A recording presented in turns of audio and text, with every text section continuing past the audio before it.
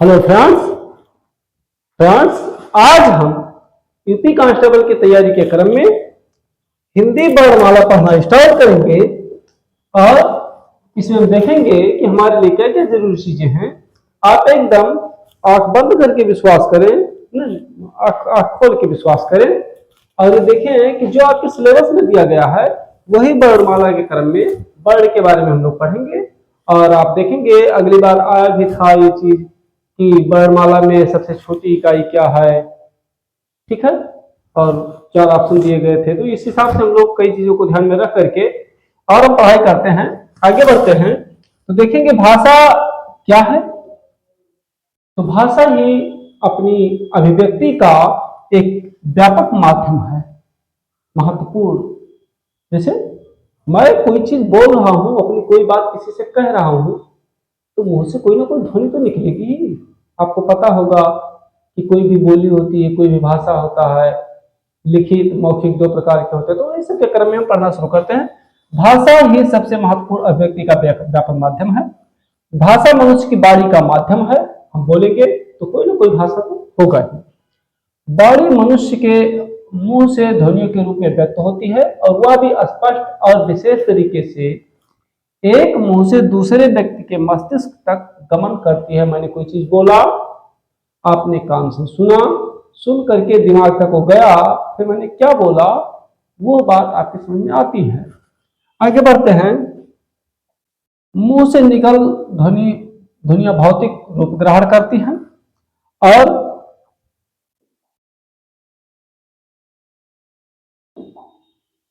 भौतिक रूप ग्रहण करते हैं। उसके आगे हम लोग थोड़ा सा चलते हैं और देखेंगे मुंह से निकल ध्वनियां भौतिक रूप ग्रहण करती हैं। इसी से हम सामाजिक संपर्क में आते हैं और संवादात्मक प्रणाली को पूर्ण कर पाते हैं, ठीक है। आगे बढ़े। वर्ण शब्द वाक्य तीनों भाषा के महत्वपूर्ण अंग हैं। कौन कौन? वर्ण शब्द वाक्य तीनों भाषा के महत्वपूर्ण अंग हैं। भाषा व्याकरण का एक महत्वपूर्ण अंग है और हिंदी भाषा और व्याकरण में महत्वपूर्ण भूमिका निभाते हैं। उन विशेष अंगों के अध्ययन को वर्ण विचार कहते हैं। बाबू वर्ण विचार क्या है?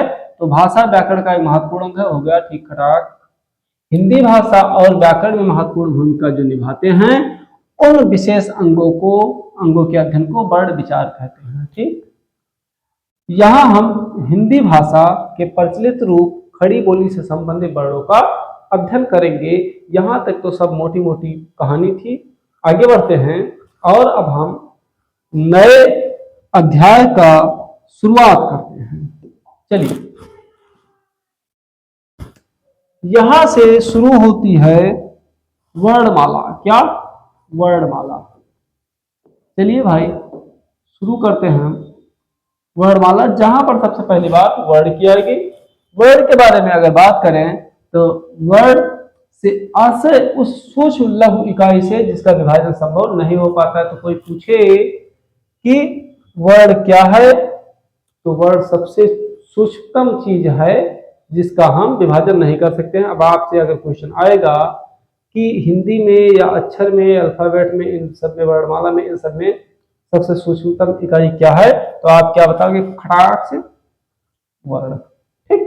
चलो, अर्थात ध्वनि शब्द भाषा का लघु रूप ही वर्ण कहलाता है। मतलब ध्वनि शब्द जो है, ध्वनि शब्द भाषा का लघु रूप कहलाता है, जो ध्वनि उच्चारित करते हैं, जिसके अन्य लघु रूप नहीं होते। मुंह से उच्चारित आ का आदि वर्ण है, ठीक। इसी वर्ण के लिखित रूप को लिपि चिन्हों से हम अक्षर की संज्ञा प्रदान करते हैं। अगर कोई कहे सर अक्षर क्या है, तो मान लीजिए ये आपका क्या था? ध्वनि था। ये आपका क्या था? वर्ण था। ये आपका क्या है? मैंने कहा अ। ये अ क्या है? ये वर्ण है, ठीक, ध्वनि है। बट मैंने अगर ऐसे घुमा करके लिख दिया, उसका लिपि रूप प्रदान कर दिया, तो फिर वो क्या है? अक्षर। तो आप कहेंगे कि वर्ण के लिपि रूप को हम अक्षर कहते हैं। चलिए, हिंदी के कुल वर्ण, स्वर, व्यंजन, अनुस्वार और विसर्ग। आगे बढ़ते हैं तो हम फिर एक एक करके देखते चलेंगे। इतना हमें लगता है हो गया होगा। अगर चाहें तो स्क्रीनशॉट लें। आगे बढ़ते हैं। हिंदी के कुल वर्ण, स्वर, व्यंजन, अनुस्वार और विसर्ग हैं, इसमें सब बांटे गए हैं। आइए आगे चलते हैं, एक एक पढ़ते हैं। कुल वर्ण जो हैं इनके, थोड़ा सा मुझे लगता है छोटा कर दूं मैं, हाँ, ताकि एक ही स्लाइड में बस बस बस अच्छा है। और इनको मैं पहुंचा दूं थोड़ा सा और नीचे। कुल वर्ण अगर देखा जाए तो फिर देखेंगे हम हिंदी के स्वर कितने हैं, 11 हैं। इनकी संख्या कितनी है, 11 है। जैसे आ ई ये लिखा सा यहाँ पर, ई आदि। अगर हिंदी के व्यंजन की बात की जाए तो कितने हैं, 44 हैं। क ख ग आदि, ठीक है। हिंदी के अनुस्वार क्या है, अनुस्वार आपको पता होगा कि आप कभी ना कभी तो ये लिखे होंगे जी, ये है, ये क्या है आपका अनुस्वार है, ठीक है। आपने कहीं ना कहीं ये लिखा होगा जो ये है, ये क्या है, विसर्ग है। इसकी उत्पत्ति हाफ से हुई है और संस्कृत में बहुत ज्यादा प्रयोग होता है। अभी आगे धीरे धीरे पढ़ते चलेंगे। तो कुल मिला के स्वर कितने हैं, 11 हैं। व्यंजन कितने हैं, 44 हैं। जिसमें अनुस्वार कितना है, 1 है। विसर्ग कितना है, 1 है। क्लियर, स्क्रीनशॉट लेंगे। चलिए आगे बढ़ते हैं।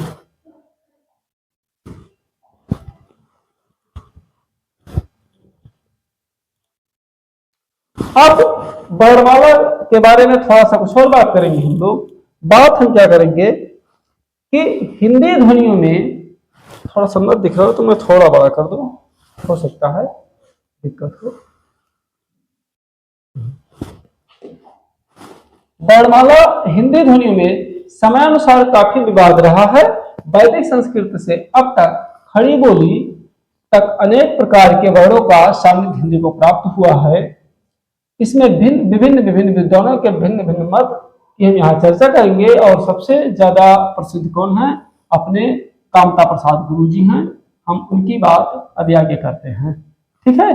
तो इस हिसाब से 57 वर्ण हैं और आगे बढ़ के हम देखते हैं, ठीक। उन 57 वर्ण को हम यहाँ पर एक बार में देख लेंगे।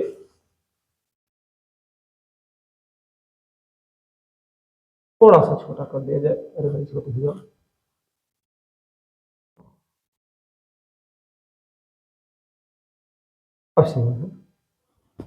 तो जैसा कि आपने देखा, हम लोग पहले अध्ययन अभी कर चुके हैं।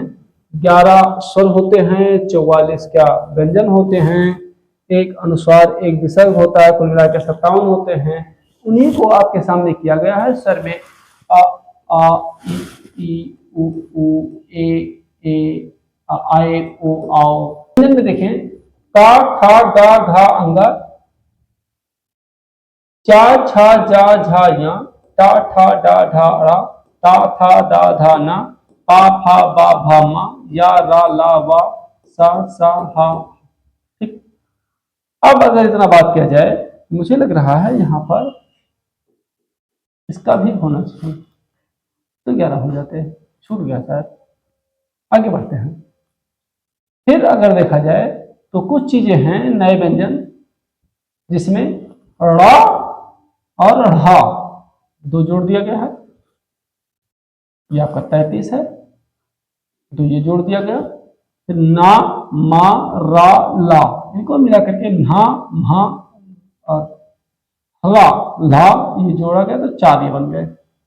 गृहीत व्यंजन जो बाहर से आए हैं, जिनको आगत शब्द भी कहते हैं, विदेशी शब्द भी कहते हैं, मतलब शब्द का अक्षर कहते हैं, वर्ड कहते हैं। जैसे का, खा, गा, जा, फा, जिनके नीचे नुक्ता लगे होते हैं, 5 ये होते हैं।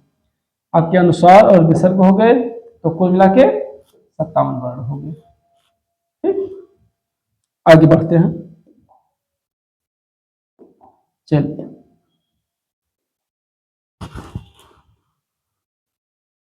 अब हम आते हैं मानक हिंदी वर्णमाला पर। इस पर मानक हिंदी वर्णमाला पर, और हम लोग पढ़ेंगे मानक हिंदी वर्णमाला के बारे में। अब वैसे तो हिंदी वर्णमाला में अब तक हमने कितना पढ़ चुके हैं, 57 होते हैं, परंतु जैसा कि पहले बताया कि समयानुसार मानक हिंदी व्याकरण में अनेक प्रकार के विवाद उत्पन्न हुए हैं और अनेक प्रकार की हिंदी से वर्णमाला का वर्गीकरण किया गया है। तो मानक हिंदी वर्णमाला के में कुल कितनी 52 ध्वनियां होती हैं। अगर हिंदी वर्णमाला की बात की जाएगी तो कितना 57 होता है, लेकिन मानक हिंदी वर्णमाला की बात की जाएगी तो 52 ध्वनियां मानी गई हैं, यानी 52 आपके वर्णमाला हुए हैं।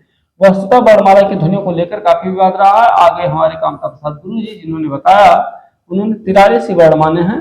आइए अब मानक हिंदी वर्णमाला में 11 स्वर निम्न प्रकार के हैं, 1 2 3 4 5 6 7 8 9 10 11, यहाँ पर 11 माने गए हैं।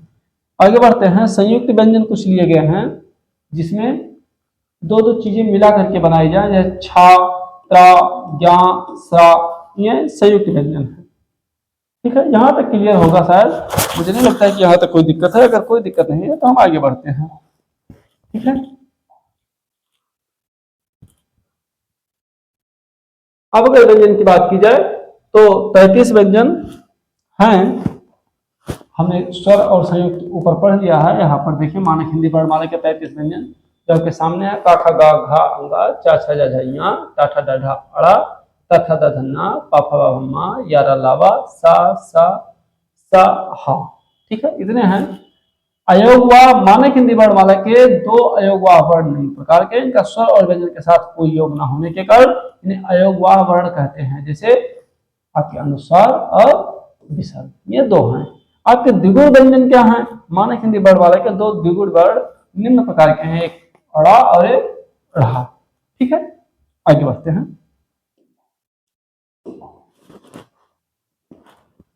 हाँ, आगे जो विदेश से आए थे ध्वनि, विदेश से आने वाले ध्वनि जिनको बताया गया था, अगर आप किसी के नीचे लगा देख लो तो समझ जाओ ये विदेश से आए हैं। ठीक है, जफर, जा से उच्चारण। ठीक, आगे बढ़ते हैं और फिर हम लोग देखते हैं कुछ और। चलिए, विदेशों से आगत या गृहित ध्वनियां, जो ध्वनियां दिखने में हिंदी वर्णमाला के समान दिखती है परंतु जिनका उच्चारण विदेशों से आने वालों के द्वारा भिन्न भिन्न तरीके से किया जाता है, वर्ण भी वर्णमाला का हिस्सा बन गए हैं। हालांकि वह वर्ण मानक वर्णमाला में सम्मिलित नहीं किए जाते। इस बात को याद रखिएगा कि क्या आगत शब्द या गृहीत ध्वनि, आगत ध्वनि या गृहीत ध्वनि क्या है, मानक वर्णमाला में सम्मिलित है, तो ना बाबू ना ना ना नहीं सम्मिलित है। ठीक, आगे बढ़े, देखेंगे का खा गा जा फा, इनके उच्चारण भी थोड़े से अलग हैं, का खा गा जा फा। ठीक है, इस तरह से होते हैं। इसमें से कुछ हैं, जैसे का खा गा आपके अरबी ध्वनि है 3 ठो, और बाकी फारसी जा और फा आपके फारसी ध्वनि। ठीक, आगे बढ़ते हैं। चलिए, स्वर तथा स्वरों का वर्गीकरण सबसे महत्वपूर्ण चीज। अब अपनी जीभ कैसे मोड़ोगे, मुंह को कैसे गोल करके बोलते हो, जीभ आगे करके बोलते हो, पीछे करके बोलते हो, सब बाउंड। आइए, स्वर तथा स्वरों का वर्गीकरण मात्रा उच्चारण काल के आधार पर। सबसे पहली बात, अब जो वर्ण उच्चारण में हवा फेफड़े से उठकर मुंह में बिना किसी बाधा के निरंतर रूप से बाहर निकल जाते हैं, वह वर्ण स्वर कहलाते हैं। सबसे पहले तो जान लीजिए स्वर क्या है। तो हवा फेफड़े से उठकर मुंह से बिना किसी बाधा के निरंतर रूप से बाहर निकले, यहां से खींचे और बाहर निकाल लीजिए। आ ई उ ओ, कहीं लगा कुछ ना, अभी रा कहो, रा टा, तो जीभ लग रहा है ना, लेकिन ये स्वर कहीं कुछ नहीं लग रहा है, डायरेक्ट फेफड़ा से निकला। आ ई उ ए आई ओ, कहीं कुछ कोई ऐसा कुछ नहीं। तो ठीक है, बिना बाधा के निरंतर रूप से बाहर निकल जाते हैं, स्वर कहलाते हैं। अब जीभ गला आदि को परस्पर स्पर्श किए बिना कहीं कुछ कोई स्पर्श नहीं, बोल के देखिए ना एक बार, सब थोड़े ना हम बताएंगे, आप भी बोल के देखिए, कहीं कीजिए। नहीं बाबू बताएंगे, सब बताएंगे, करते हैं साथ साथ। हिंदी में 11 स्वर हैं। हिंदी के 11 स्वरों को 2 प्रकार में विभेदित किया गया है, प्रयत्न के आधार पर, उच्चारण के आधार पर। अब देखो यहाँ पर प्रयत्न के आधार पर मुखाकृति ओष्ठ और उच्चारण के समय के आधार पर प्रयत्न के विभिन्न भेद हम यहाँ पढ़ेंगे। आगे बढ़ते हैं और चलते हैं, अध्ययन करते चलते। मुझे नहीं लगता है कि इसमें कोई दिक्कत होगी। नोट्स चाहिएगा तो कॉल कीजिए, कॉल क्या व्हाट्सएप कीजिएगा 96 28 93 48 43, 96 28 93 48 43, 9628934843। इस पर आप व्हाट्सएप कीजिएगा और फिर आपको नोट्स प्रोवाइड करवा दिया जाएगा या डिस्क्रिप्शन में डाल देंगे। आप चाहे स्क्रीनशॉट लेते चले हमारे साथ, जैसा आप चाहें। चलिए आइए भाई, स्वर के भेद प्रयत्न के आधार पर किस प्रकार से, जीव, ओठ, ओष्ठ और मुखाकृति उच्चारण में लगने वाले समय के आधार पर। तो सबसे पहले हम लोग देखेंगे क्या, हम लोग देखेंगे यहां पर जीभ के प्रयोग के आधार पर। तो मुख में जीवा की परिस्थिति के आधार पर प्रयत्न वर्ण को भी 3 भागों में विभाजित किया गया है। कौन कौन है, अग्रस्वर, मध्यस्वर, पश्चस्वर। आइए एक एक करके देखते हैं सबको हम और आगे बढ़ते हैं। अग्रस्वर क्या है, जिह्वा मुंह में आगे की तरफ। तो मान लीजिए आपका ये मुंह है, आपका ये माथा ज्यादा छोटा है ना,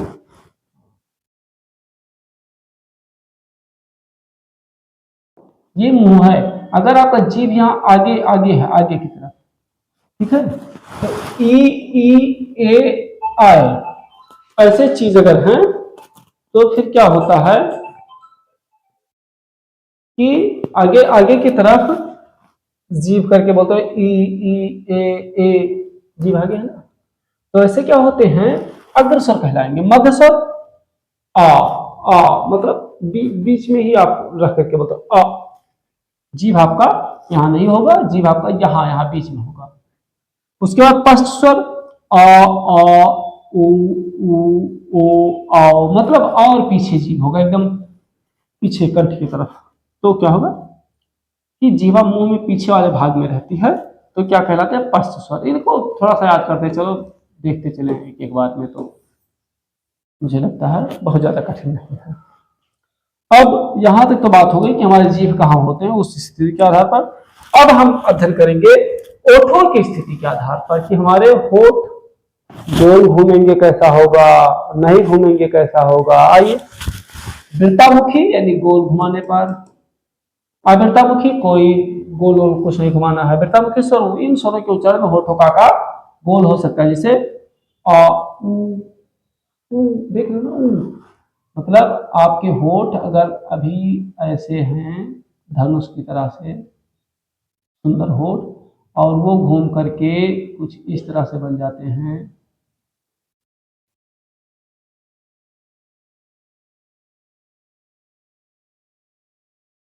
इस तरह से, तो क्या हो जाएंगे, वृत्तामुखी। आ उ ओ आओ, ठीक। इसमें आ ई ए आए ना, कुछ नहीं इस टाइप का। तो अवृत्तामुखी है, मतलब गोल नहीं घूमते हैं। 2 प्रकार के हो गए। मुझे लगता है कि यहां तक आपको समझ में आया होगा, कोई दिक्कत नहीं। आगे बढ़े, चलिए। हाँ ठीक,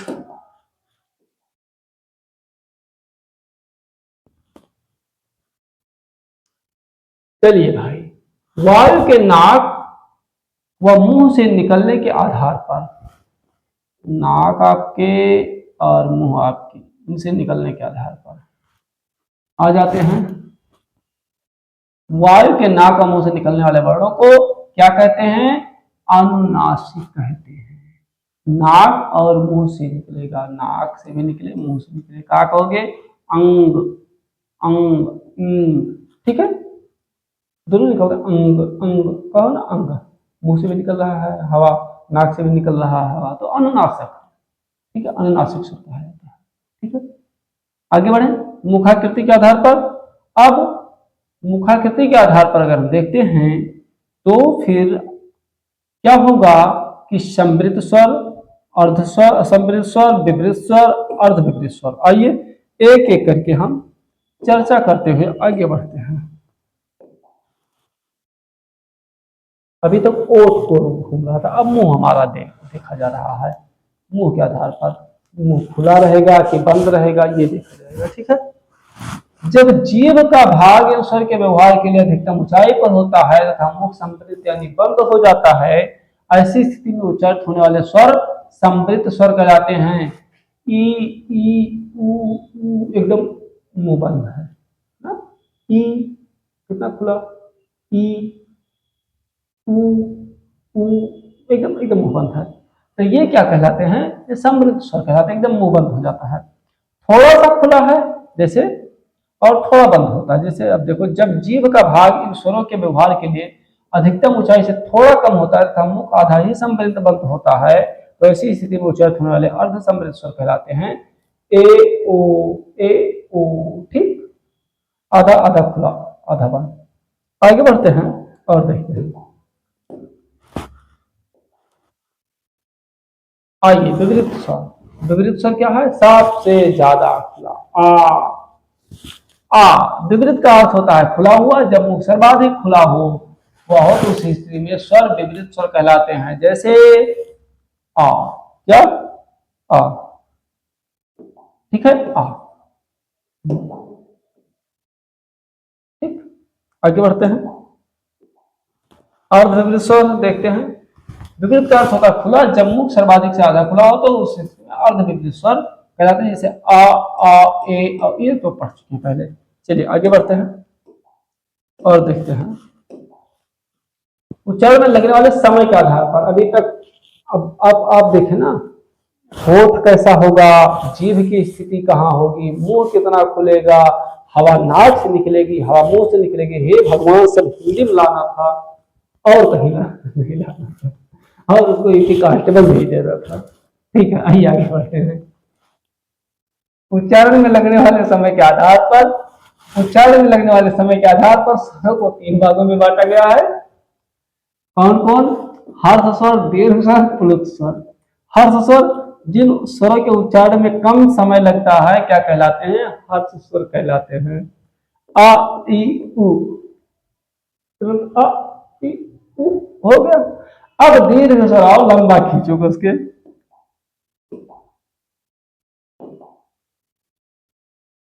कैसे, दीर्घ स्वर आ नहीं, आ ई उ ए आए ओ आओ, मतलब लंबा खींचो। औरत, औलाद, फौलाद, बाबू लंबा खींचो, कहा है दीर्घ स्वर है। ठीक है, उसके बाद प्लुत स्वर, जिन स्वरों के उच्चारण में अधिक समय लगता है दीर्घ स्वर कहलाते हैं। अरे बाबू, तो प्लुत स्वर यहाँ पर कह ले करके लगा दिए हैं। प्लुत स्वर का तो कहीं अलग होना चाहिए। चलो छोड़ते हैं इसको फिर।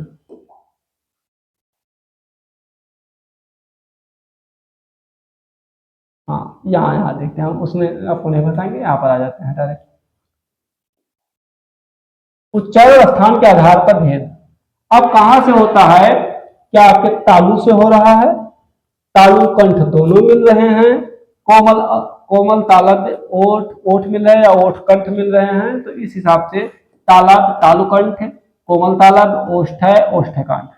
तालब क्या होते हैं, जिन स्वरों के उच्चारण तालब से होता है। तालु, तालु मतलब आपका मुंह है, ये मुंह मानिए, ये मुंह है आपका, इसका मुंह है, मेरा तो नहीं हो सकता, बाकी चाहे इसका हो, मेरा मेरा इतना नहीं खुलता ही नहीं है इतना। ये जो ऊपर का छत है आपका, ये क्या है, तालु है, और इसी को क्या बोलते हैं, तालब है। बोलते हैं ना तालबी सा, तालबी सा, तालबी सा, कि वोट अपना जाके टकराता है ना इससे, तालु से, तालबी सा, तालबी सा, सा बोले, ठीक है। चलो, तो जो ऊपर में टकराए तो वो क्या कहलाता है, तालबी, तालबे वाले। जैसे ई जीभ के तालु के पास जाने से उच्चारित होते हैं। आगे बढ़े और देख चलते हैं। तालु कंठ, जिन स्वरों का उच्चारण जीभ तालु से और ध्वनि कंठ से उत्पन्न होते हैं तालु कंठ स्वर कहलाते हैं। ए कोमल तालब, जिन स्वरों का उच्चारण कोमल तालु के कारण ध्वनि उत्पन्न होते हैं कोमल तालब कहलाते हैं। आ कहीं नहीं, जीभ नहीं लगता है, लेकिन तालु से होता है तो इसलिए तालब बोलते हैं। ओठ आ जाते हैं, जिन स्वरों का उच्चारण में दोनों होठ गोल होने के कारण ध्वनि उत्पन्न होती है ओष्ठ्य कहलाते हैं। पहले भी पढ़ चुके, ओष्ठ्य कहलाते हैं। ओष्ठ्य कंठ, होठ भी लगे कंठ भी लगा, ओ औ ओ औ ओ औ ओ गोल हो रहा, कंठ से भी आ रहा, ओ औ मतलब गोल होने के कारण प्रतिध्वनि कंठ से उत्पन्न होती है। आप गोल कर रहे हो और आती है ये, ठीक है। चलो विसर्ग, यह मूलतः संस्कृत भाषा की ध्वनि है। कहां से बनी है? ये बनी है हा को आधा कर दिया जाए तो बनी है, ठीक। जैसा कि यह घोष व्यंजन होता है, जबकि विसर्ग अघोष ध्वनि है। प्रातः काल, प्रातः काल उठे रघुनाथ। चलो आगे बढ़ते हैं। दोहा सोरठा छंद अलंकार बाद में, पहले इसको खत्म करेंगे। कभी मुंह घुमाओ, कभी जीभ मोड़ो, कभी कुछ करो, कंठ उठाओ, चलो आ गए, पूरी सारणी आ गई है, ठीक। एक एक के लिए सब कुछ दे दिया गया है, ठीक। ये आप थोड़ा सा छोटा और कर दो। अरे हो जाओ भाई, हो जाओ छोटा हो जाओ, न हो गए।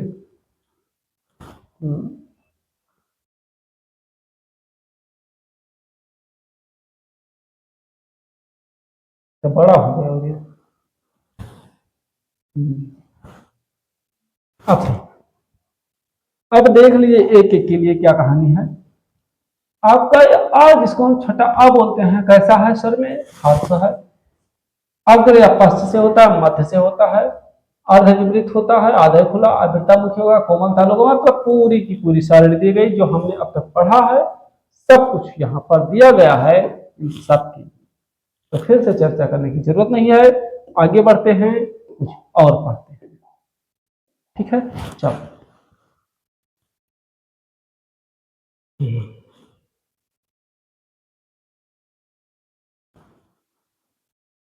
व्यंजन तथा व्यंजनों का वर्गीकरण। अब क्या है? व्यंजनमय वर्ण हैं जिनके उच्चारण में फेफड़ों से बाहर निकलने वाली हवा मुख, विवर्त अथवा स्वर यंत्र में कहीं ना कहीं रुककर अवरोध सहित विस्फोट के रूप में बाहर निकलती है, व्यंजन कहलाते हैं। आपने देखा इसके पहले स्वर था, फेफड़ से हवा निकलेगा, मुंह से कहीं नहीं टकराएगा, स्वर कहलाएगा, ठीक। अब यहाँ पर कहीं ना कहीं टकराओगे, टा बोलोगे, ठा बोलोगे, रा बोलोगे, ला बोलोगे, ढा बोलोगे, कहीं ना कहीं टकराएगी, तो क्या होगा? क्या कहलाएगा? व्यंजन कहलाएगा। जैसे अवरोध सहित विस्फोट के रूप में बाहर निकलते हैं, टा, ठा, लगता खटाक। चलो, व्यंजन के उच्चारण में स्वर की सहायता ली जाती है, इसी प्रकार स्वर में सम्मिलित होकर व्यंजन का निर्माण होता है और अवरोध हटाने पर स्वर ही शेष रहता है, ठीक।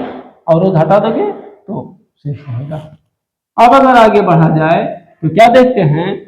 प मतलब ये आपकी ध्वनि थी, स्वर मिला दिए और उसके बाद में क्या हुआ? पा, खा, गा, घा आदि माना, ठीक। अब आप जानते हैं कि अगर इनको हटा दोगे तो क्या बचेगा? बाबू बचेगा खाली और खाली ध्वनि बचेगा। मतलब स्वर हटा दिए तो व्यंजन नहीं होगा, केवल केवल ध्वनि बचेगा। यहाँ तक तो मुझे लगता है कोई दिक्कत नहीं होगा, छोटी छोटी बातें कक्षा 1-2 के बच्चे ये सब सीखते चलते हैं। चलो व्यंजन का वर्गीकरण अगर हम देखते हैं तो अब थोड़ा सा क्या देखते हैं? वर्गीकरण देखेंगे। अब तक हम व्यंजन देखे थे, व्यंजन कहाँ है, कहाँ खटाक लड़ता है। अब वर्गीकरण देखें, प्रयत्न के आधार पर, उच्चारण के स्थान के आधार पर। तो प्रयत्न के विधि के आधार पर हम देखें तो आइए देखें, देख ही तो रहे हैं आधे घंटे से। हाँ आइए देखिए, प्रयत्न विधि के अनुसार जब फेफड़ों से निकलने वाली हवा वायु कहीं रगड़ खाती है, अवरोध पाती है, तो विभिन्न मार्गों से बाहर निकलते हैं। स्वर तंत्रियां और तालु, कोमल तालु, तालाब आदि प्रयत्न विधि के एक अंतर्गत आते हैं। प्रयत्न विधि के आधार पर निम्न प्रकार के स्पर्श व्यंजन, स्पर्श संघर्षी व्यंजन, संघर्षी व्यंजन, उत्क्षिप्त व्यंजन, लुंठित प्रकंपित व्यंजन, और उसके बाद में आपके कितने प्रकार के? अर्धस्वर, अंतस्थ व्यंजन, पार्श्विक व्यंजन, अल्पप्राण व्यंजन, महाप्राण व्यंजन, घोष व्यंजन, अघोष व्यंजन, नासिक के व्यंजन, यानी कुल मिला के 12। आइए एक एक को अध्ययन करते चलते हैं। क्या है? तो ये है स्पर्श व्यंजन, जिन व्यंजनों के उच्चारण में जीभ का दांत, तालु या मूर्धा या होठ, गला या आंतरिक चमड़ी से स्पर्श होता है, कुछ रुकावट के बाद ध्वनि का स्फोट होता है, श्वास बाहर निकल जाती है, क्या कहलाते हैं? स्पर्श व्यंजन कहलाते हैं। हिंदी की का वर्ग जितने हैं, टा वर्ग जितने हैं, ता वर्ग जितने हैं, पा वर्ग जितने हैं, कुल मिला के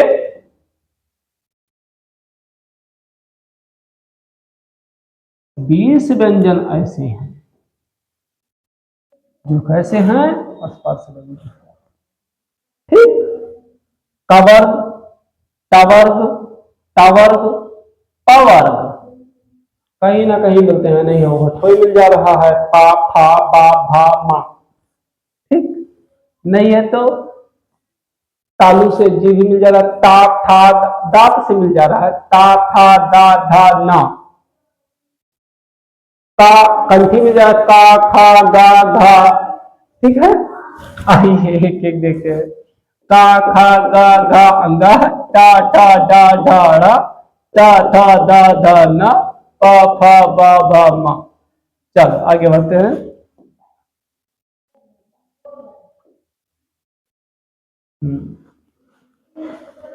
स्पर्श संघर्षी व्यंजन। चलिए, जिन व्यंजनों के उच्चारण में घर्षण महसूस होता है स्पर्श संघर्षी व्यंजन कहलाते हैं। कैसे? चा वर्ग के 5 व्यंजन स्पर्श संघर्षी व्यंजन कहते हैं। चा, छा, जा नहीं होगा, जा, झा, ञा। संघर्षी व्यंजन कौन कौन से हैं? ये आप स्पर्श संघर्षी व्यंजन देखिए। संघर्षी व्यंजन कौन कौन से हैं? जिन व्यंजन के उच्चारण में घर्षण महसूस होता है और वायु मार्ग संकीर्ण होता है संघर्षी व्यंजन कहलाते हैं। आइए देखते हैं कौन कौन।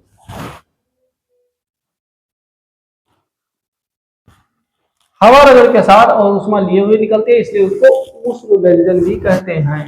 जैसे सा, सा, सा, हा। ठीक, ये है आपके उष्ण व्यंजन। आगे बढ़ते हैं, उत्क्षिप्त में आते हैं।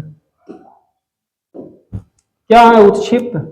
उत्क्षिप्त व्यंजन जीभ के ऊपर उछलने से उत्पन्न अथवा जीभ की नोक को उलटकर मूर्धा झटके के साथ वर्ण उत्क्षिप्त व्यंजन कहलाते हैं। 2 व्यंजन हैं, ड़ा ढ़ा, ड़ा ढ़ा, ड़ा ढ़ा। मतलब एक बार जीभ को इसे मोड़ो, खटाक से फेंको, गुलेल गुलेल की तरह ऐसे खींचो फिर छोड़ दो, और ऐसे मुड़ना जीभ फिर छोड़ना, ड़ा ढ़ा, ड़ा ढ़ा। ठीक, चलो इनके अन्य नाम ताड़ना जात भी कहते हैं इनको, ताड़ना जात, ला ढ़ा, ड़ा ढ़ा। ठीक है, ड़ा ढ़ा कह के देखो, मजा आ रहा है, ड़ा ढ़ा। चलो बाबू, प्रकंपित लुंठित व्यंजन। एक है केवल रा, रा रा रा। ठीक है, रा जीभ लुढ़कती रहती है, रा रा रा रा रा। कहिए, जीभ जीभ लुढ़कती है, क्या है? लुंठित या प्रकंपित, लुंठित या प्रकंपित, रा। आ जाओ, चलिए आगे बढ़ते हैं। आधा स्वर अंतस्थ स्पर्श व्यंजन। जिन वर्णों के उच्चारण में क्रमशः जीभ तालु होठों का स्पर्श कम होता है, इसलिए उन्हें तनिक व्यंजन भी कहते हैं। क्या कहते हैं? तनिक व्यंजन। तनिक व्यंजन थोड़ा थोड़ा थोड़ा थोड़ा व्यंजन हो, बाकी स्वर ही है। या वा अर्ध स्वर, मतलब ये एकदम स्वर की तरह ही उच्चारण आ रहा है। या वा या वा या वा, बहुत हल्का, या वा या वा या वा, बहुत हल्का सा, बहुत हल्का सा ही मान लो होठ का स्पर्श हो जाता है। या में थोड़ा सा तालु, वा में थोड़ा सा होठ। अगर इतना ना होता तो ये भी निकल जाते, पार कर ले जाते और ये स्वर की स्थिति में हो जाते, लेकिन ये अर्ध स्वर है। ये अर्धनारी स्वर, ना नारी स्वर नहीं है, नारी स्वर नहीं है, ये नारी स्वर नहीं है, ये क्या है? अर्ध स्वर है। कौन कौन? या और वा। चलो चलिए भाई, चलिए चलिए चलते हैं। इन वर्णों के उच्चारण स्वर जैसा पूर्णाभास होता था, व्यंजन होने के कारण अर्ध स्वर व्यंजन कहा जाता है। रा ला को भी अंतस्थ माना जाता है, परंतु यह गलत है। चलो आगे बढ़ते हैं। जहां जहां स्क्रीनशॉट की जरूरत होगी स्क्रीनशॉट लीजिएगा, इसलिए मैं जहां पर खड़ा हूं वहीं से मैं पढ़ा रहा हूं। मैं आगे बिल्कुल नहीं आया, आप अपने हिसाब से स्क्रीनशॉट लेते और आगे बढ़ते चलेंगे। पार्श्विक व्यंजन क्या है? जिन वर्णों के उच्चारण में पार्श्व से ध्वनि का आगमन होता है पार्श्विक व्यंजन कहलाते हैं। देखिए, कोई मैसेज कर रहा है, कुछ कर रहा है, कोई नहीं कर रहा है। हिंदी के एक व्यंजन पार्श्विक व्यंजन है, कौन? ला, ला, ला। रा क्या है? प्रकंपित है, लुंठित है। ला क्या है? पार्श्विक है। ठीक, ला का ही महाप्राण रूप ला, ला विकसित हुआ है। दूल्हा, कुल्हाड़ी, चूल्हा। ठीक है, हाँ, ला का महाप्राण क्या? ला विकसित हुआ है। कुल्हाड़, कुल्हाड़ सही है। हाँ, चलो आगे बढ़ते हैं। अल्पप्राण व्यंजन, जिन वर्णों के उच्चारण में श्वास की मात्रा कम लगानी पड़ती है, अल्पप्राण व्यंजन कहलाते हैं। कैसे याद करोगे? प्राण अपना श्वास है, श्वास को प्राण, और अल्प मतलब थोड़ा, थोड़ा सा श्वास लगे उच्चारण में, अल्पप्राण व्यंजन कहलाते हैं। दूसरे और चौथे वर्ण को छोड़कर शेष व्यंजन अल्पप्राण व्यंजन कहलाते हैं। जैसे हिंदी के निम्न व्यंजन को अल्पप्राण व्यंजन कहते हैं। का, गा, अंगा, चा, जाड़ा, ये सब है। आगे बढ़ते हैं। बहुत पढ़ने हैं, रुकने नहीं है, चलते रहने हैं। क्या, जाड़ा, यहाँ तक हम लोग थे। या, रा, ला, वाद अल्पप्राण है। अड़ा भी, वर्ण भी अल्पप्राण है। इनको देखो तो आप का, खा, गा, खा, मतलब देखो का, खा में तो थोड़ा सा लग ही जाता है। का, गा, तो बहुत थोड़ा सा लगता है। महाप्राण व्यंजन, सांस ज्यादा लगेगी। महा मतलब अधिक, प्राण मतलब ज्यादा सांस लगेगी। ठीक है, जिन वर्णों के उच्चारण में श्वास की मात्रा अधिक लगानी पड़ती है, महाप्राण व्यंजन कहलाते हैं। दूसरे और चौथे वर्ग के वर्ण महाप्राण व्यंजन कहलाते हैं। खा और खा, खा उसमें छूटा था ना। सा, सा, हा महाप्राण व्यंजन है। ढ़ वर्ण भी महाप्राण वर्ण है। हिंदी में ना, मा, रा, ला के महाप्राण व्यंजन इस प्रकार विकसित हुए। जैसे ना, नन्हे, ला, चूल्हा, महा, हरा। ठीक है, ये सब इसके महाप्राण हैं। चलो आगे बढ़ते हैं। चलिए भाई, चलिए चलिए चलिए चलिए, हाँ हाँ हाँ, बहुत ना चल जाओ, हिसाब से हिसाब से आ जाओ आ जाओ। अरे ना ना ना ना ना, इतना आगे नहीं जाते, अभी तो अघोष पढ़ना, सघोष पढ़ना। अरे आओ, महाप्राण व्यंजन, हाँ यही तो थे। ठीक, आगे बढ़ते हैं। घोष व्यंजन,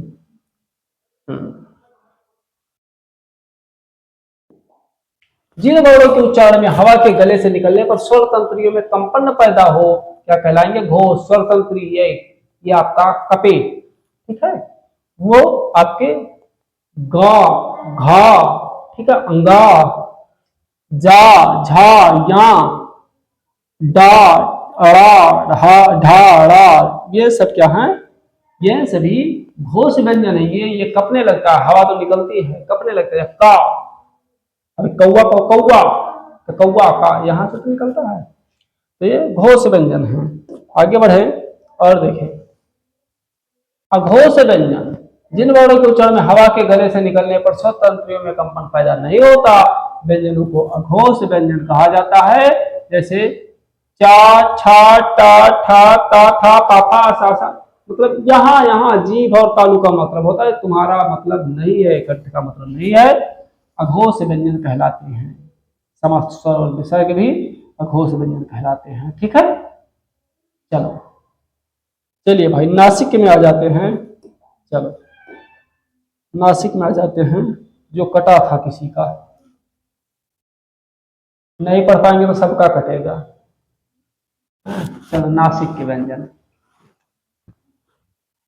जिन वर्णों के उच्चारण में हवा नाक से निकलते हैं इन्हें नासिक अथवा अनुनासिक व्यंजन कहते हैं। व्यंजन वर्गों के अंतिम पांचवें वर्ण नासिक कहलाते हैं। अंगा, या, रा, ना, मा, ये लोग क्या कहलाते हैं?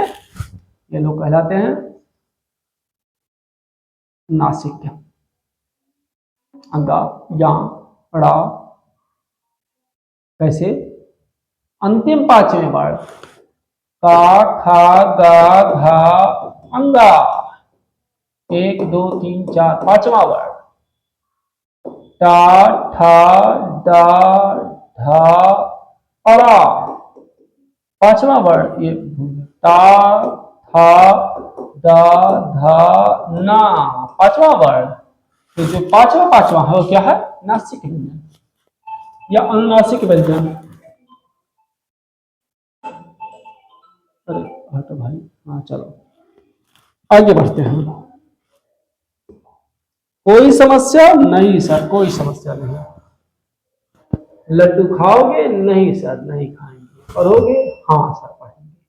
चलो भाई, उच्चारण के स्थान के आधार पर व्यंजनों का वर्गीकरण। मजा आ रहा है तो बहुत बढ़िया है, मजा आना चाहिए। मजा आए, सजा आए, कुछ भी आए, पढ़ना है, कांस्टेबल पार करना है, पढ़ते रहेंगे, आगे बढ़ते रहेंगे। लंबी क्लास है, मेहनत से बैठेंगे, ठीक है, पानी पी लेंगे, सब कुछ कर लेंगे, आगे बढ़ेंगे। उच्चारण के स्थान के आधार पर व्यंजनों का वर्गीकरण। उच्चारण करते समय हमारी प्राण वायु किसी किसी मुख अवयव से टकराती जरूर है, इसी अवयव को व्यंजन का उच्चारण स्थान कहा जाता है। ठीक, अब कंठ, मूर्धा, तालु, दंत आदि भागों के आधार पर व्यंजनों का पुनः वर्गीकरण किया गया, जो कि निम्न प्रकार है। ठीक, कोमल तालव, काकल्य, अलिजिह्वीय, जीव से निकले अली, अधिजीव्य, और ओष्ठ्य व्यंजन, दंत व्यंजन, दंतोष्ठ्य, वर्त से व्यंजन, ताल वर्त व्यंजन, तालव्य व्यंजन, मूर्धन्य व्यंजन। कोमल तालव्य क्या है? आइए स्टार्ट करते हैं। कंठ के ऊपर स्थान से बोले जाने वाले वर्ड कोमल तालव्य व्यंजन कहलाते हैं। इन्हें कंठ व्यंजन भी कहते हैं। कंठ के ऊपर वाला भाग तालु से इसका उच्चारण होता है, तालु से इसका उच्चारण होता है। ठीक है, अब जैसे आप देखोगे का, खा, गा, घा, अंगा, का, खा, गा, का, खा, गा, घा, अंगा, का, खा, गा वर्ड बाहर से आए हैं, इनका उच्चारण कंठ से होता है। ठीक है, इसलिए इन्हें कंठ की श्रेणी में रखा जाता है। आगे बढ़ते चलते हैं। काकल्य व्यंजन, कंठ के थोड़ा स्थान से बोले जाने वाले वर्ड काकल्य व्यंजन कहलाते हैं। अलिजिह्वीय व्यंजन भी कहते हैं। कंठ के थोड़ा नीचे वाले भाग जो छोटी जीभ भी कहा जाता है, कंठ के थोड़ा नीचे वाले भाग को छोटी जीभ भी कहा जाता है। आहा ही काकल्य वर्ड की श्रेणी में आते हैं। कौन? विसर्ग। आहा ही काकल्य की श्रेणी में आते हैं। अब आइए ओष्ठ्य व्यंजन देख लेते हैं कौन से हैं। ज्यादा भी बचा है क्या? हाँ तो थोड़ा सा है। होठों पर मिलाकर बोले जाने वाले वर्ड ओष्ठ्य व्यंजन कहलाते हैं। कैसे? हिंदी के निम्न 8 व्यंजन ओष्ठ्य व्यंजन हैं। पावर, पा, पा, पा, पा, देखो होठ मिल रहा है, पा, था, बा, भा, मा, हो ओष्ठ्य व्यंजन। मा और वा भी हैं। आइए आगे बढ़ेंगे और देखेंगे दंत व्यंजन। नहीं बाबू, दंत मंजन नहीं, दंत मंजन नहीं, दंत व्यंजन। दंत मंजन का ऊपर का, तो दंत मंजन नीचे चले गए। दंत मंजन आ जाओ, दंत व्यंजन। दांतों को मिलाकर बोले जाने वाले वर्ड दंत मंजन कहलाते हैं ना, दंत व्यंजन कहलाते हैं। क्या कहलाते हैं? दंत व्यंजन कहलाते हैं। इसमें जीभ की ऊपर की नोक द्वारा दांतों का स्पर्श होता है। जीभ को ऊपर की नोक द्वारा दांतों का स्पर्श होता है। जैसे ता, ता, ता, ता, था, दा, धा। नोक है जीभ का, दांत से ऊपर के दांत से टकराता है तो क्या कहलाता है? ता, था, दा, धा। ठीक, ध्यान रहे, ना वर्ण दंत व्यंजन नहीं है। क्या है? वर्ष व्यंजन का भाग कहलाता है। ना को नहीं लेना है, ना ना ना है, ना है। चलो दंतोष्ठ है, दांत भी लगेगा, होठ भी लगेंगे, आगे बढ़ेंगे, पढ़ेंगे। दांतों और होठों को मिलाकर बोले जाने वाले वर्ड दंतोष्ठ व्यंजन कहलाते हैं, जिसमें ऊपर के दांत और नीचे के होठों का स्पर्श होता ही है। कितने हैं? आइए बढ़ते हैं, पढ़ते हैं। हिंदी के निम्न 2 व्यंजन दंतोष्ठ व्यंजन कहलाते हैं। फा, वा, ध्यान है हिंदी में ना वर्ड दंत व्यंजन नहीं है, वर्त व्यंजन का भाग कहलाता है। कई बार आ चुका है। वर्त व्यंजन आ जाओ बाबू, ना आ जाओ तुम इसमें आ जाओ। चलो ठीक है।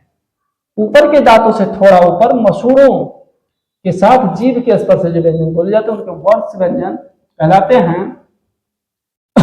वर्ष व्यंजन का मसूड़ों के कारण वर्ष व्यंजन कहते हैं। अर्थात वर्ष का मतलब मसूड़े, वर्ष का मतलब मसूड़े होता है। हिंदी के निम्न व्यंजन वर्ष व्यंजन कहलाते हैं। ना ना मतलब दांत नहीं, मसूड़न जाके लड़ेगा दांतों की जड़ में, मसूड़न ना ना रा रा ला ला, यह सब क्या है वर्ष व्यंजन है। ठीक है आगे बढ़ेंगे। ध्यान नहीं, हिंदी में ना ला सा वर्ष व्यंजन कहलाएंगे, दंत व्यंजन की श्रेणी में लेना हमेशा गलत होगा। 3 बार हो चुका है। हम बाबू ना हम दंत व्यंजन में नहीं लेंगे, ना को हम वर्ष में लेंगे, मान लीजिए। आगे बढ़ेंगे ठीक है। चलो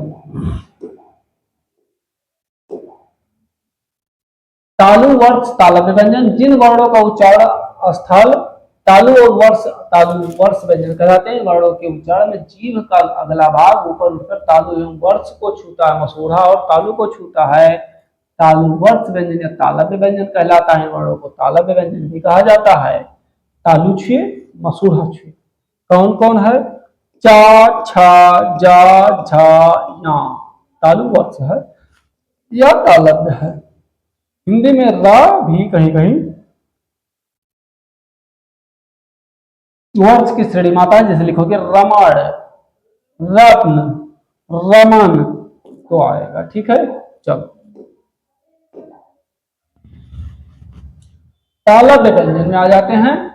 जिन वर्णों का उच्चारण स्थल केवल तालु होता है तालव्य व्यंजन कहलाते हैं। इन वर्णों के उच्चारण में जीभ के कठोर भाग वर्ष मसूड़ा मूर्धा के बीच का भाग होता है, स्पर्श होता है। हिंदी के निम्न 2 व्यंजन हैं या और सा तालव्य व्यंजन कहलाते हैं। यही को बोले हैं तालवी सा। मास्टर साहब कहते हैं तालवी सा रटो, तालवी सा लिखो, तालवी सा लिखो, यहाँ है तालवी सा। ठीक है चलो मूर्धन व्यंजन आइए पढ़ते हैं। मूर्धन व्यंजन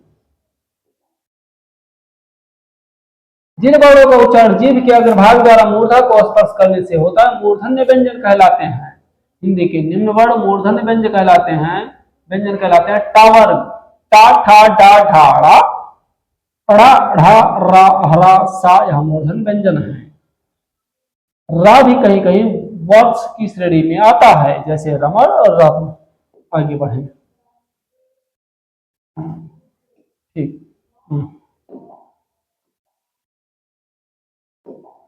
चलो भाई व्यंजन की पूरी तालिका, जैसे स्वर का तालिका मिला था वैसे पूरा व्यंजन का मिला है तालिका।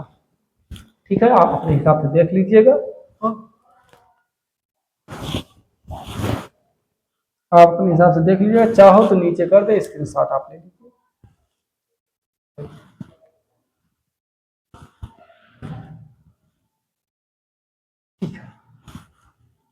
कौन अल्प प्राण में आएगा, कौन किस में आएगा, रा रोटी ला क्या है देखते रहिएगा पढ़िए।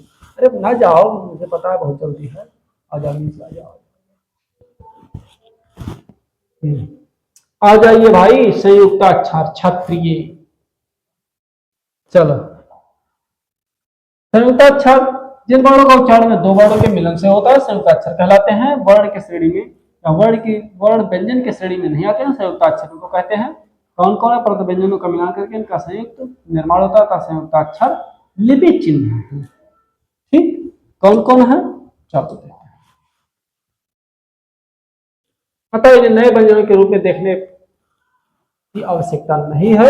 यह संयुक्त अक्षर वर्ण निम्न प्रकार है। छा छा छा छा छत्र का और सा मिला के, ता ता और रा मिला के, ज्ञा जा और या मिला के। कुछ लोग तो अभी भी ज्ञा को ज्या बोलते हैं, विज्ञानी को विज्ञानी बोलते हैं, ज्ञानी को ज्ञानी कहते हैं, ज्ञान को ज्ञान कहते हैं।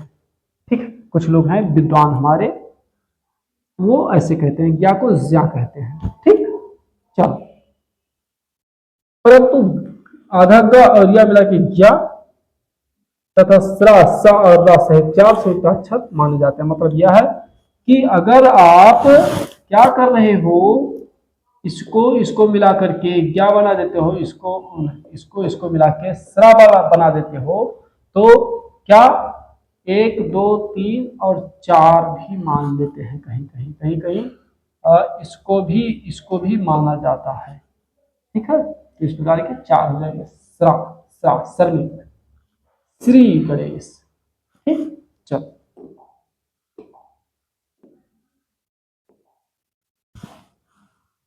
हिंदी में अनुनासिक ध्वनियां, हिंदी में अनुनासिक ध्वनियां, हिंदी में अनुनासिक ध्वनियां तीन प्रकार के होते हैं जिनका वर्गीकरण निम्न प्रकार है। बाबू जिनका लिखो, जिनका वर्गीकरण निम्न प्रकार है। अनुनासिकता, अनुनासिक के आधार पर, अनुस्वार, अनुनासिक व्यंजन। अब आ जाएं और पढ़ेंगे अनुनासिकता। जिन वर्णों के उच्चारण में हवा मुंह के साथ नाक में भी प्रवाहित होती है यह वर्ण अनुनासिक वर्ण कहलाते हैं। अनुनासिकता को चंद्र बिंदु या अनुस्वार लगाकर प्रदर्शित किया जाता है, जैसे आंचल, सिंचाई आदि। ठीक है। परंतु जिन वर्णों के उच्चारण में हवा नाक से नहीं मुंह से निकलती हुई प्रतीत होती है वह निरानुशासिक अनुनासिक वर्ण कहलाते हैं, जैसे आ ई आदि। हाँ बाबू हम भी जानते हैं ये अनुनासिक नहीं है, ये अनुनासिक है। ठीक है, चलो ये निरानुनासिक है। ये जिनको मुंह के साथ साथ नाक से बोलने में अधिक समय नहीं लगता, इसलिए छंद में मात्रा गणना में इनका अतिरिक्त मात्रा नहीं लगानी पड़ती है। कमर 3 मात्रा, किंतु अनुसार के उच्चारण में अधिक समय के कारण एक मात्रा और बढ़ जाती है, जैसे संशय। तो 2 और 1 2, तो ये 2 एक ही में हो गए, एक एक ये हो गया। ठीक है, और कमर हो गया। ठीक, जब कमर का के साथ कमर और संशय अलग ना, एक तरह से ना बढ़ जाता है संशय। ठीक, चलो हम होता समझ पाते हैं आप लोग। अनुस्वार का जिन वर्णों के उच्चारण के पूर्व में आने वाली नासिक की ध्वनि होती है वो अनुस्वार कहलाता है। कैसे? इन व्यंजन के उच्चारण में रुकावट होकर फिर हवा नाक से निकलती है, जैसे या, र, ल, व, स, स, हा। अनुस्वार, संयम, संरक्षक, संवाद आदि। चलो मतलब क्या है कि इनको आप लिख रहे हैं, जैसे संयम लिख रहे हैं तो संयम, थोड़ा लिखोगे फिर खटा, संरक्षक, संवाद। ठीक, चलो अनुसार या विसर्ग को अयोगवाह भी कहते हैं क्योंकि इन वर्णों का स्वर अथवा व्यंजन से कोई संबंध अथवा योग नहीं होता, इसलिए अंग अहा अयोगवाह की श्रेणी में आते हैं। ठीक, चलिए आगे बढ़ते हैं। अनुनासिक व्यंजन बोलते हैं इसको पांचों वर्णों के पांचों वर्ण अनुनासिक व्यंजन कहलाते हैं। इनके उच्चारण में हवा नाक से ही निकलती है। अनुनासिक व्यंजन डा, या, ड़ा, गलत गलत, अंगा, या, ड़ा, ड़ा, मा। ठीक है, ता था दा धा ना, ना, ता था दा धा ना, पा फा बा। अरे बाबू तुम ना तो लिखो ना, अब सही है। व्यंजन के पांचों वर्गों में किसी निरअनुनासिक व्यंजन के पहले नासिक व्यंजन आता है तो वह उसी अवर्ग का हो जाता है। चलिए आगे बढ़ते हैं, कुछ और पढ़ते हैं। आया समझ ना? आ गया। हाँ, जैसे का, खा, गा, घा, अंगा। पांचवा वाला ता था दा धा, ता था दा धा या, पा फा वा मा, ता था दा धा ना। पांचवा वाला। चलिए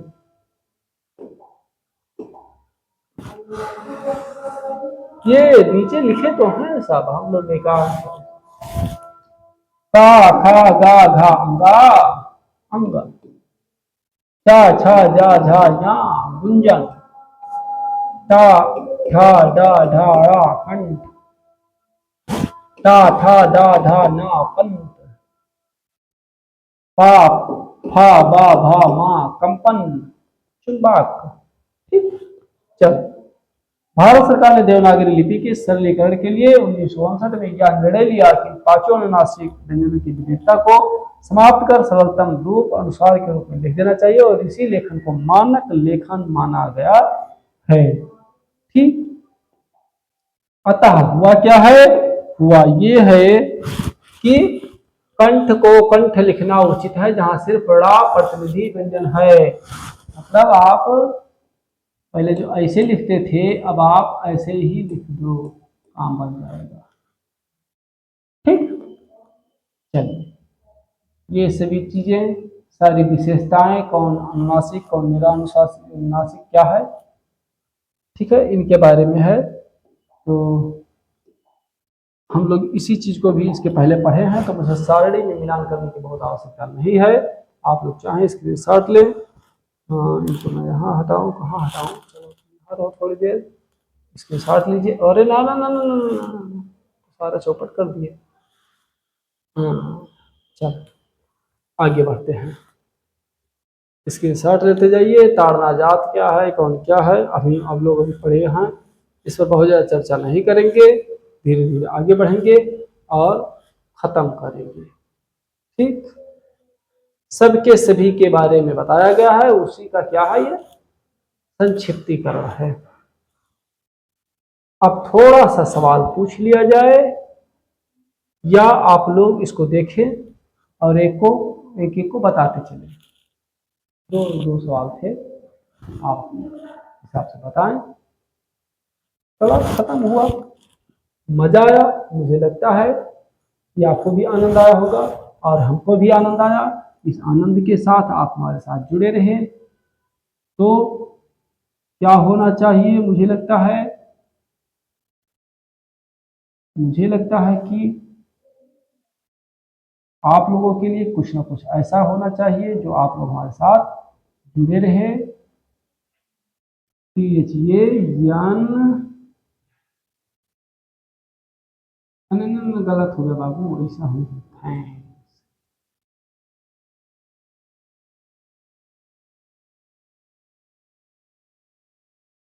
जुड़े रहे, बहुत बहुत थैंक्स, बहुत बहुत आभार, धन्यवाद, नमस्कार। मिलते हैं अगले कार्यक्रम में, अगले एपिसोड में, अगले क्लास में। तब तक के लिए पढ़ते रहिए, लड़ते रहिए और सब कुछ करते रहिए। कांस्टेबल का पेपर सॉल्व करते रहिए, कांस्टेबल के लिए तैयारी में जुटे रहिए और वर्दी को पा करके रहना है।